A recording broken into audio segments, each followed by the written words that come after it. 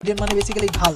যদি তুমি ইংলিশে ম্যাথ পড়ে থাকো, গ্রেডিয়েন্ট বলে স্লোপ বলে, তাই না? তো বিভিন্ন অক্ষের সাপেক্ষে কোন একটা স্কেলারের ঢাল, বিভিন্ন অক্ষের সাপেক্ষে কোন একটা স্কেলারের ঢালকে আমরা কি বলি? গ্রেডিয়েন্ট বলি। এর বেশি আর কিছু জানা লাগবে না গ্রেডিয়েন্ট সম্পর্কে, কোনো কথা নাই। ডাইভারজেন্স কি? জাস্ট ডট গুণন। ল্যাবলার সাথে কি গুণন? ডট গুণন। Divergence for dot, divergence for dot. আর কার্ল মানে হলো ঘূর্ণন প্রবণতা, সো ক্রস, আমি এভাবে মনে রাখি, ঠিক আছে?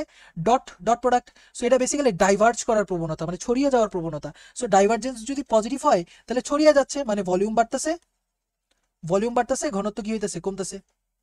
আর ডাইভারজেন্স যদি লেস দ্যান 0 হয় তাহলে ভলিউম কমতেছে, ঘনত্ব বাড়তেছে। কারণ সব নেগেটিভ ডাইভারজেন্স মানে কি? কনভারজেন্স, মানে একসাথে ঢুকা যেতেছে একটা আরেকটার ভিতরে, সো ভলিউম কমতেছে, ঘনত্ব কি হইতেছে? বাড়তেছে। সো চিত্র যদি দেখাইতে চাই, চিত্র দেখাবো না। আর ডাইভারজেন্স ইকুয়াল টু 0 হলে এটা আমরা বলি কি? সলিনয়েডাল। সলিনয়েডাল মানে এই যে এখানে কিন্তু আরো কিছু কিওয়ার্ড বলতে পারে, বলতে পারে যে ঘনত্ব স্থির, ঘনত্বের পরিবর্তন হচ্ছে না, আয়তন স্থির, আয়তনের পরিবর্তন হচ্ছে না, এগুলি বলতে পারে কিন্তু। এটা সুন্দর মতো নোট করে রাখতে হবে। আর কার্ল, কার্ল বেসিক্যালি ক্রস গুণন, ঘূর্ণন প্রবণতা। কার্ল কি? ঘূর্ণন প্রবণতা। সো এখানে একটা জিনিসই মনে রাখা লাগে যে কার্ল যদি ইকুয়াল টু 0 হয়, এটা গত বছরই আসছে, তখন কি হয়ে যায়? সংরক্ষণশীল, সংরক্ষণশীল,